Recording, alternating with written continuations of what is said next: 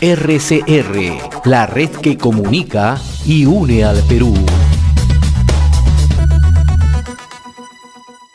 A esta hora vamos a establecer comunicación y le agradecemos la deferencia que tiene con RCR, Red de Comunicación Regional, al ingeniero Fernando Sillones. En su momento ha sido gobernador en la región Ica, consultor en temas de desarrollo. Qué gusto saludarlo, ingeniero Sillones, muy amable. José, muy buenos días. Muchas gracias por la entrevista, a la orden. Un momento muy complicado para el país, ¿no?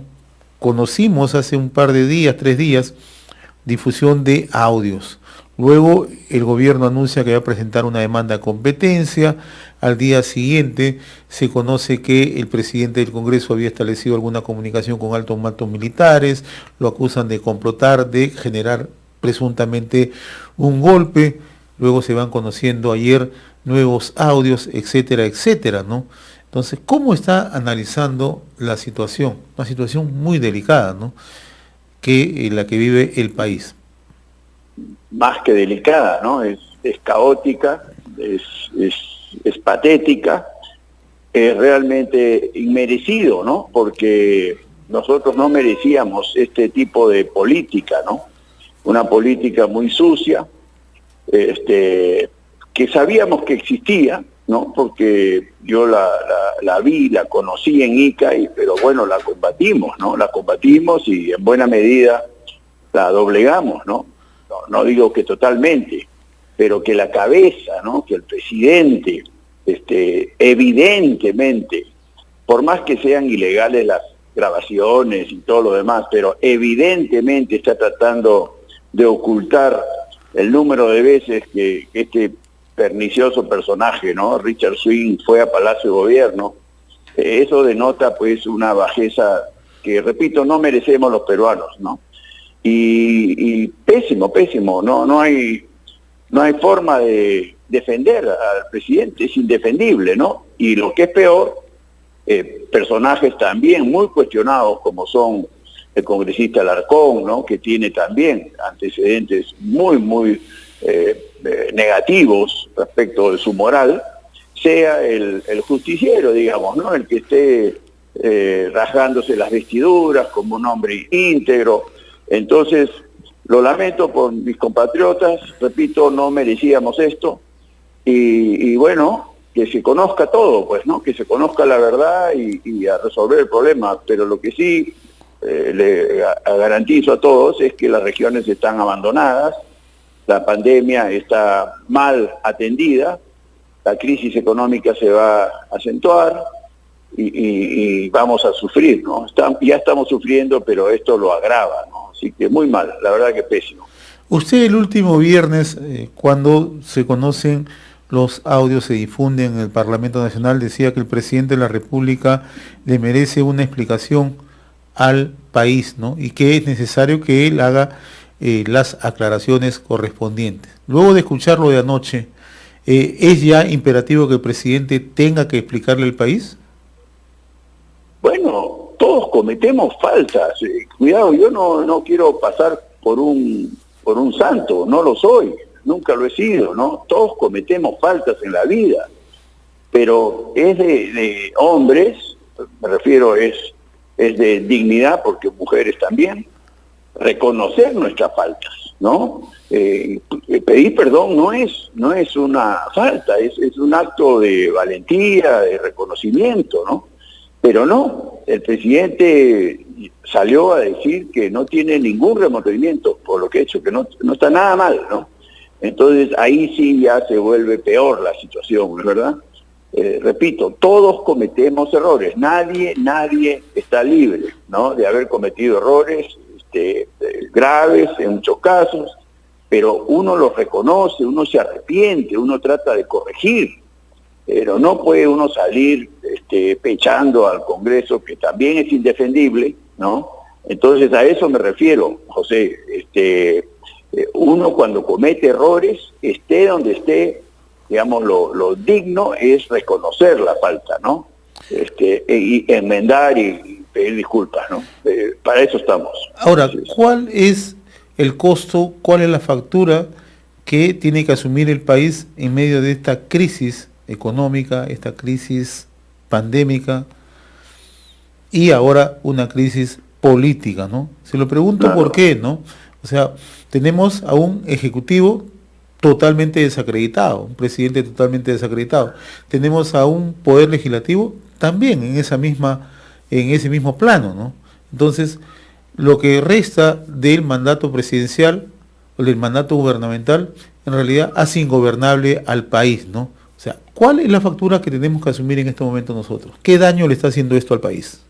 No, el daño es atroz, y vaya que es más grave de lo grave que era, ¿no? Porque ya nos hemos comparado con todo el mundo y desde el punto de vista sanitario somos uno de los países más severamente afectados, y desde el punto de vista económico también uno de los países del mundo más severamente afectados.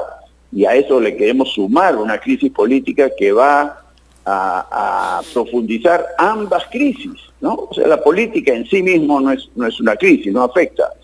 Afecta en tanto, distrae a todo el esfuerzo nacional en su lucha contra la pandemia y distrae a todo el aparato nacional en la construcción de infraestructuras, por ejemplo. Estoy seguro que todos tienen obras en proceso que seguramente van a paralizarse, van a demorarse, van a trabarse. Entonces, lo que hace la crisis política es ahondar la crisis sanitaria y la crisis económica. O sea, peor imposible, ¿no? Muy mal. Ahora, yo justamente quiero ahondar en ese tema, ¿no?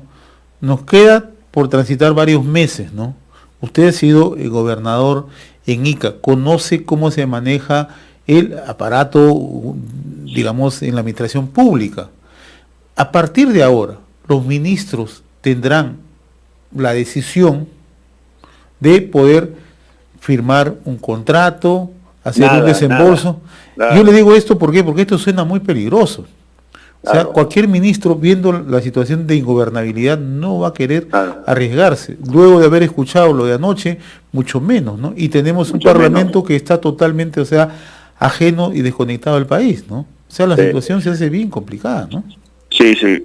No, yo estoy buscando una salida alternativa, ¿no?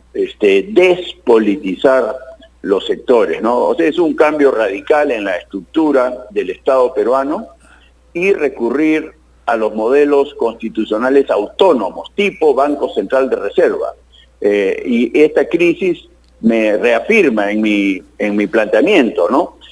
Todo está patas arriba, excepto el Banco Central de Reserva. El Banco Central de Reserva camina sin escándalos, sin tropiezos, sin ningún obstáculo. ¿Por qué? Porque no depende de la política, ¿no? A la ministra injustamente la iban a censurar, seguramente la censuran, pero al Banco Central no le pasa nada. En cambio, cuando censuran o critican a una ministra de Salud, de Educación, a PCM, a Transportes, a Agricultura, el sector sufre. En consecuencia, lo que tenemos que aprender es que existe una figura de diseño institucional autónomos, que es lo que nosotros deberíamos tener. A esa conclusión he llegado, José, para la salud, para la educación y para la infraestructura. O sea, que las carreteras no dependan del Ministerio de Transportes, que es político, ¿no? Los ministros entran y salen y por supuesto no firman y las regiones sufren. Que exista un órgano constitucional autónomo tipo Banco Central de Reserva que se encargue de todo el tema de la infraestructura vial y ferroviaria, por decir algo, ¿no? Otro organismo constitucional autónomo que se encargue de la salud pública, que no dependa de los ministros, de los políticos, sino que se profesionalice como es el Banco Central, que exista la carrera pública, que exista la permanencia en el tiempo, que la política no altere la gestión institucional, ¿no? Entonces, a esa conclusión he llegado a lo largo de estos años. Ya desde Ica notaba, ¿no?, una muy alta dependencia de los políticos. El agua potable, por ejemplo, el agua potable depende de los alcaldes. ¿Qué tienen que ver los alcaldes con el agua potable? Los alcaldes cambian cada 4 años y no tienen por qué saber del tema, ¿no? Entonces, una institución constitucional autónoma tipo Banco Central que se encargue del agua potable en todo el país y cuyo único El fin es dotar de agua potable a todos los peruanos, no como ahora que es un sistema muy precario, ¿no? Entonces sí, esto me ha llevado a pensar acerca de propuestas de cambio estructural, ¿no? Diseñar al Estado diferente, no depender de la política. Yo creo que ya no da más el país por depender de la política, ¿no? Sí. Ahora, ¿qué opinión tiene usted? Y esto está generando un debate abierto, ¿no? Por un lado se cuestiona la actitud asumida por el presidente del Congreso, Manuel Merino, ¿no? De llamar a altos mandos militares. Esto ha sido interpretado como un llamado a los cuarteles. Y por otro lado, el presidente del Consejo de Ministros aparece justamente el día sábado, ¿no? Haciendo un llamado, pero flanqueado por los principales mandos de las Fuerzas Armadas, ¿no? Y se lo pregunto por qué. Porque nuestra Constitución es taxativa, ¿no? Las Fuerzas Armadas no son deliberantes, no claro. obedecen al gobierno de turno, obedecen al marco constitucional. Claro. No, es un mensaje realmente de amedrentamiento, ¿no? A ver quién tiene el respaldo de las Fuerzas Armadas, la están usando, es un abuso, ¿no? Que un premier, que un ministro utilice de fondo, parados ahí como soldados, es un mensaje innecesario, ¿no? Y las llamadas del presidente de la mesa directiva del Congreso a los jefes del comando conjunto también es otra torpeza, ¿no? La verdad es que son gestos, pero que se pueden interpretar muy mal y exacerbar los ánimos, ¿no? Hasta ahora las Fuerzas Armadas se han comportado de una manera impecable, ¿no? Ellas están ahí sin deliberar, vigilantes, ¿no? Pero es lo político, una vez más, lo que malogra todo, ¿no? Son las llamadas de los políticos, del presidente de la mesa directiva del Congreso y de los ministros.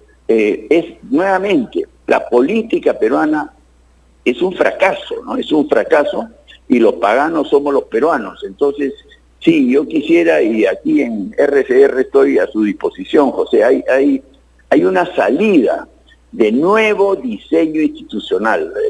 A esa conclusión radical he llegado porque no podemos estar en manos de estos irresponsables, ¿no? Y yo lo comprometo justamente a seguir abordando esto con mayor amplitud, porque son temas de fondo que se tienen que tocar, y son temas que se están excluyendo, a pesar que estamos en la peor crisis política, la peor crisis sanitaria y económica. Usted parece ser que ya tiene la definición, va a ser candidato. Bueno, en la medida que me inviten. Me han dicho que me van a invitar y estoy a la espera. Todavía no ha ocurrido. Si alguna agrupación lo hace estos días, no lo va a dudar. Así es, así es. Bueno, tiene que ser una institución de las varias que hay que son de ideologías afines a las mías, ¿no? Puede ser Partido Popular Cristiano, Perú Patria Segura, Todos por el Perú. Hay varias que se han acercado y vamos a ver, pero hasta ahora no han concretado ninguna. Ingeniero Fernando Silloni, yo le agradezco infinitamente esta comunicación, estas reflexiones. Un fuerte abrazo. Que comience bien el día. Gracias. Muy amable. Gracias. Cuídense mucho. Gracias. RCR, la red que comunica y une al Perú.